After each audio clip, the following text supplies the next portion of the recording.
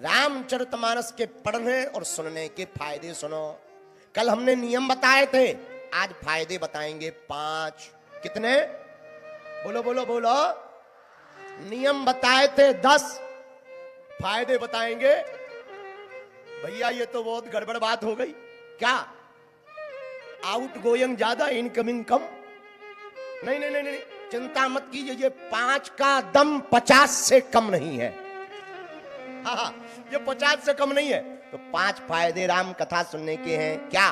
पहला फायदा, मन को शांति मिलती है। अच्छा, मन को शांति मतलब कोई लुगाई नहीं मिलेगी। एक आदमी को हमने कहा कथा में, ए चुप, शांति के साथ बैठ जा, तो वो मुहारी का था, बोला गुरुजी शांति नहीं आई है, बिमला बाई चलेगी क्या? हमने कहा ठटरी के भरे। तो शांति कोई स्त्री को मत समझिएगा। बहुत लोगों का नाम शांति बाई होता है, पर जहां जाती है क्रांति फैला देती है। बोलो सीताराम। तो कथा सुनने का पहला लाभ है मन को शांति। ये मन की शांति क्या है? आहा हा, मकान बना लिया, दुकान बना ली, गाड़ी ले ली, फिर भी मन में टेंशन है कि और हो जाए। क्या करें महाराज, मन बड़ा परेशान है। बहुत लोग हमारे पास आते, महाराज जी मन बहुत हैरान है, बहुत टेंशन में, कपाड़ फूट रहा है, दिमाग खराब है। अरे भैया टेंशन मत लीजिए, टेंशन भी पेंशन लेने चली जाएगी। कैसे? ओ जय जय राम कथा सुनो भाई राम कथा, ओ जय जय भैया सुनो भाई राम कथा। आप राम कथा सुनिए। आप 2 घंटे से बैठे हो यहां, क्या किसी का मन पड़ोसी की तरफ जा रहा है? घर की याद आ रही? अरे पीछे वाले बोलो हो भैया, क्या जिसका तुमको कर्जा देना है उसकी टेंशन हो रही? कथा में बैठे आनंद आ रहा है, अब क्या होने वाला यही सोच रहे। यही तो है मन की शांति। ये पहला फायदा। कथा का दूसरा सुनने का फायदा क्या है? दूसरा लाभ है विचार करने का संकल्प। विचार नए नए आते हैं, विचारों की शुद्धि होती है।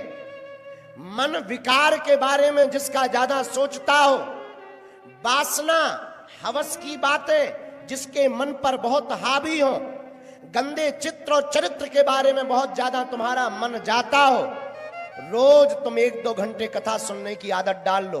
कथा पंडाल में नहीं बैठ पा रहे, अपने मोबाइल के डाटा का सदुपयोग करो, कथा सुनने की आदत डालो। धीरे धीरे तुम्हारा विचार से विकार मिट जाएगा, विचार शुद्ध हो जाएगा, और शुद्ध विचार के साथ साथ तुम भी तन मन से शुद्ध हो जाओगे। तीसरी फायदा, कथा सुनने की तीसरी फायदा है खुद की प्राप्ति। किसकी प्राप्ति? बोलिए, स्वयं की प्राप्ति। इस स्वयं की प्राप्ति क्या है? अपने बारे में जानना। तुम कौन हो, किस लिए आए हो, भगवान ने किसके लिए भेजा है? क्या तुमको भोजन करने, कमाने, ब्याह करने, बच्चे पैदा करने और मरने के लिए भेजा है? नहीं नहीं नहीं, भगवान ने कुछ और काम करने के लिए भेजा है। किस काम करने के लिए भेजा है? भगवान से भगवान को पाने के लिए भगवान ने भेजा है। तो ये कब जान पाओगे? जब कथा सुनोगे। तो कथा में ये पता लगता है कि हम कितने गहरे पानी में हैं। बनावटी अलग होता है, रियलिटी अलग होती है। बोलो सीताराम। जोर से बोलो भैया, और जोर से बोलो। बनावटी अलग है। आपका नाम तुरंत बता दे तो श्याम जी भाई, बाप का नाम कांजीलाल भाई, तो क्या यही पहचान है तुम्हारी? ना, ये तो नाम तब रखे जब तुम पैदा हो गए। जो रख दिया वो कहने लगे, ये नाम नहीं है, तुम हो कुछ और। किसी से पूछा जाए कौन है हम, तो परिचय एक जगह मिला। कहां? जाति हमारी आत्मा, प्राण हमारा नाम, अलख हमारा इष्ट है, गगन हमारो ग्राम। हमारा परिचय दूसरा है। मैं कौन हूं? आत्मा हूं। आत्मा ना जलती है, ना मरती है, ना बहती है, ना कटती है। आत्मा तो शाश्वत है। पर आत्मा किसकी है? इसका उत्तर रामायण में दिया तुलसीदास जी ने रामचरितमानस में। क्या कहा? ईश्वर अंश जीवे अविनाशी, चेतन अमल सहज सुख राशि।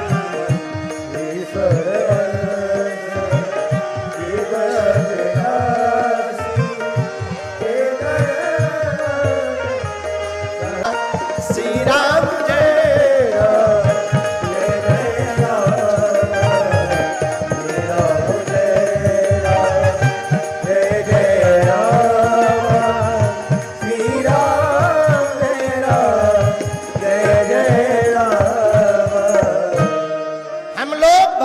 अंशज हैं। इसका परिचय कब मिलता है? जब तुम रामचरितमानस पढ़ोगे या सुनोगे।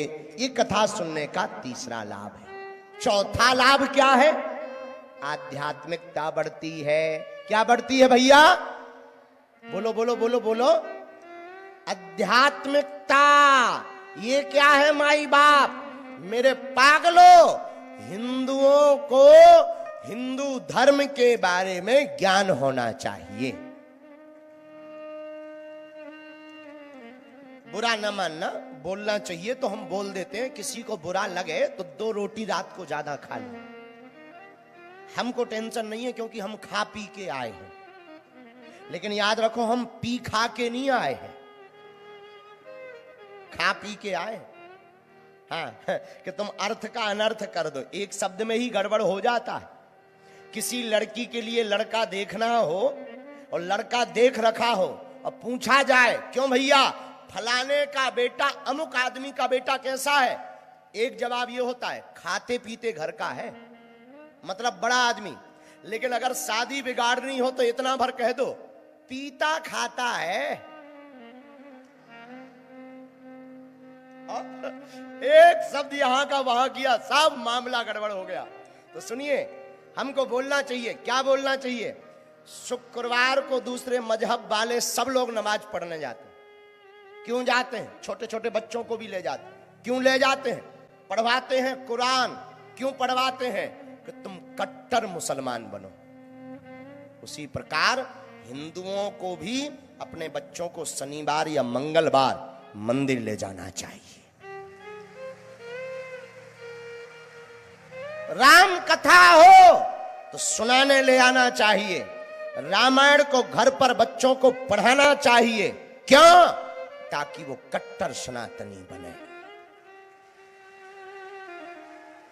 आज बड़े शहरों के बच्चों के माता पिता रोते हैं हमारे पास आकर कि हमारा बेटा फलाने मजहब में चला गया, ढिकाने में चला गया। ठठरी के बरे, अगर तुमने उसको बचपन में ही रामायण गीता सुनाई होती, कोई माई का लाल दुनिया में तुम्हारे बच्चे का मजहब परिवर्तन नहीं करवा पाता।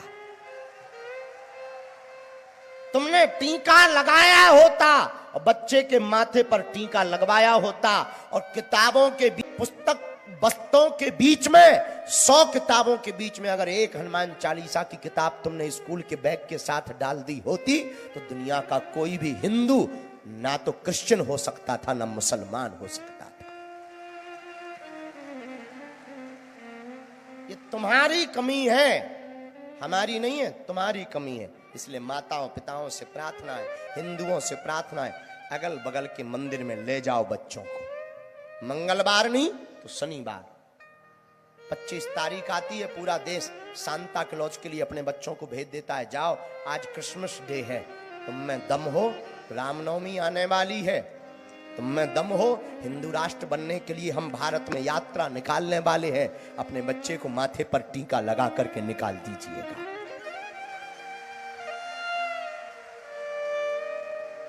तुम कहोगे कि क्या राम राम कहने से रोटियां मिलेंगी? साहब, नेताओं के पीछे भी जिंदाबाद करने से रोटियां नहीं मिलेंगी। तुम कहोगे कि क्या सीताराम कहने से रोटियां मिलेंगी? साहब, फिल्म पिक्चर थिएटर में जाने वाले बच्चों को भी रोटियां नहीं मिलती हैं। लेकिन हम तुमसे प्रार्थना करते हैं, हाथ जोड़ करके निवेदन करते हैं, मेरे प्रियजनों, हमारी बात कड़वी जरूर है पर है सच। पर राम कथा में आने वाला बच्चा रोटियां पाएगा या नहीं पाएगा ये तो नहीं हम कहते हैं, हमारी कथा से वो जीवन जीने की कला जरूर सीख जाएगा। रोटियां तो भीख मांगने वाला भी खा लेता है, जीवन जीने की कला अमीरों के बच्चे नहीं सीख पाते हैं। इसलिए कथा सुनाओ। चौथा लाभ है आध्यात्मिकता और सात्विकता की उन्नति। कथा सुनने का पांचवा लाभ भगवान की प्राप्ति। ये सबसे बढ़िया लाभ। कथा में बैठोगे, भगवान के प्रति प्रेम बढ़ेगा, आनंद आएगा जिंदगी में, जो होगा उसी में मौज आने लगेगा। और भैया आपको भगवान की प्राप्ति एक ना एक दिन जरूर हो जाएगी।